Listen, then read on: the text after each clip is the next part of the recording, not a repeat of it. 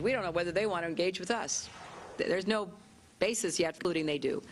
Will give a stronger hand in getting leverage on them when it comes to tough, crippling sanctions. Their choice is to live up to their international obligations.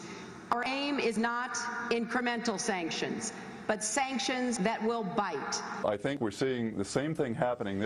The initial position in the United States being broader and in favor of deeper and more stringent sanctions than we may end up with.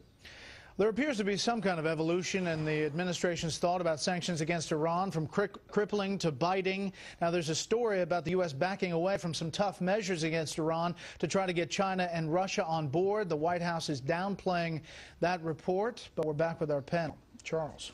This is the great shrinking sanctions threat. As you said, starts with crippling. That's a year ago in the summer. Then last week, as we heard from the Secretary of State, sanctions that bite.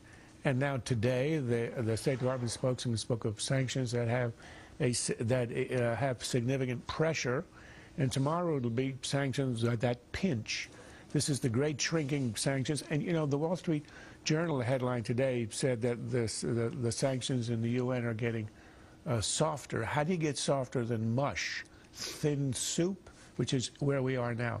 Look, to tell you how collapsed our policy is, the administration a couple of days ago was rejoicing over the fact that the Chinese had deigned to pick up the phone and to join a conference call on discussions of these weak sanctions, which implied that up to a week ago they weren't even talking about it. So what we're going to get here is nothing of importance. The two that would have had influence, the shutting them out of the world banking system is off the table now, and denying them access to international waters or ports also off the table. What's left is essentially nothing of importance. Mara, the administration touts when China or Russia make any movement towards signing on to something, and they got on a conference call, the Chinese did, and the administration put that out.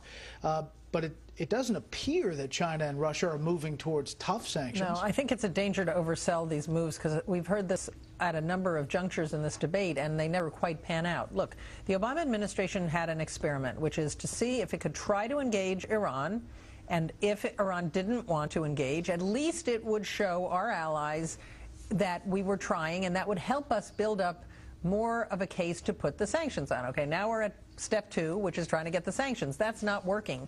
I think that what we're going to be left with is taking unilateral sanctions, or at least making some kind of coalition of the willing who are ready to put sanctions on. But so far, each of these steps hasn't gotten the administration the results that they wanted. And it certainly doesn't look like we're going to get tough sanctions anytime soon. Fred. In other words, 0 for 2. For the Obama administration.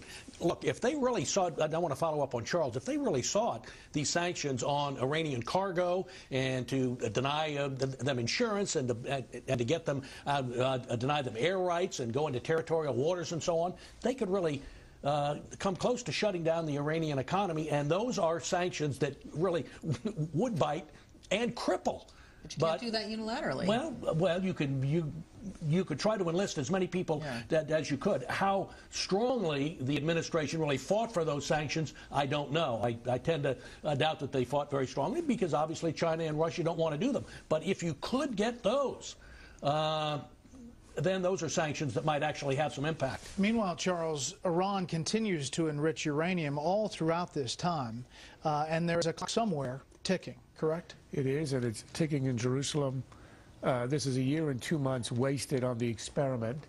It was an experiment, as if there's anybody sentient who didn't know how it would end up. Engagement with this regime was not going to yield anything, and it did not yield extra cooperation among our allies. It's been denied, as was utterly predictable. The Israelis are worried about this, obviously. It's an existential issue, and I suspect that by the end of this year there will be action one way or the other. They get sanctions or not, Mark? Well, I don't think they'll get sanctions from the UN of the sort that they wanted. I think they could do unilateral sanctions, and some other countries would join us. That's it for the panel, but stay tuned for another item just found in the new health insurance reform law.